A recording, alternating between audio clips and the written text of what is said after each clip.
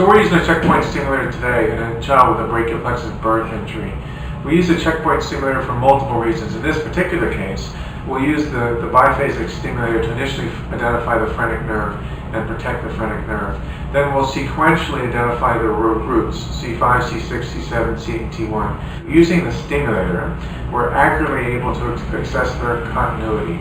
If they're in continuity, then we'll obviously perform a neurolysis and move it out of the way, and we obtain that information from the stimulation. If they're ruptured, then there'll be no stimulated response, and we'll be able to graft them. Another surgical option that we may need today is a nerve transfer. For example, we may end up doing an Oberlin transfer where we take a piece of the ulnar nerve and put it into the muscutaneous nerve, or intercostals to muscutaneous nerve. In those instances, we use the checkpoint stimulator to identify the specific donor and recipient sites that allows us to coapt these nerves directly under the microscope. So for me, the stimulator has provided reliable information consistently, both to identify and protect normal structures like the phrenic nerve, and both to identify and transfer viable motor axons into deficient motor axons. And lastly, the other benefit, this case will take 6 or 8 hours and the stimulator will work the entire time. From a neuroprotective standpoint, we also use it because if the lower trunk is in continuity, we use it to move the lower trunk out of the way before we address the upper and middle trunk. So the product's been good for us to use and it's helped us with patient care.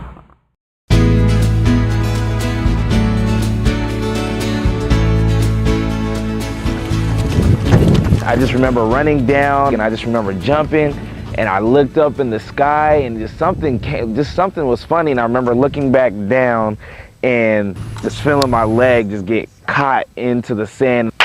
I heard a snap and I just remember I was just like, oh no, that's not good. He had absolutely no function in the nerve. So when we see something that dramatic, we usually think this is a dead nerve.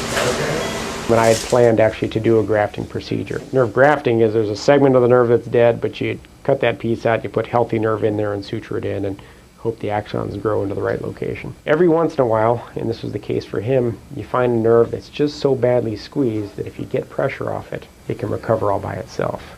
And those are generally the best case scenario. The peripheral nervous system is really the only part of the nervous system that you can rebuild. That you can get in there and interact with it and rewire something to produce a better function than what you had before. We have a stimulator we use in the operating room. It's a handheld one, and I can change the strength of the stimulation parameters. And so if I really want to selectively know exactly what I'm stimulating, I can dial it way down. But if I want to make sure a nerve is completely dead, I can dial it way up and touch the nerve and see if anything moves. Human wires that make the body move. I mean, these wires run all over our body. It's the brain usually telling which ones to turn on and which ones to turn off. And we can bypass that whole circuit by taking one of these simple electrical stimulators and touching the wire, and sure enough, the muscle it's connected to will fire and do its thing. If it twitches, it works. The thing that really makes it worthwhile coming to work is seeing a guy who's had a limb that's been paralyzed who says, look, now I can move it again. And so that's sort of what gets me up in the morning.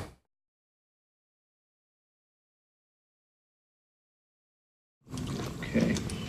So Wilson, what do you see?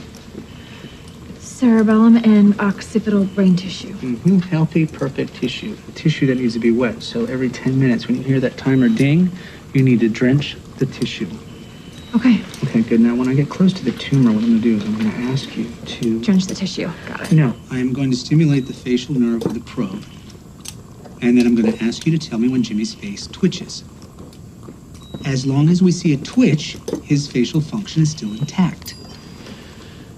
Okay, drench the tissue.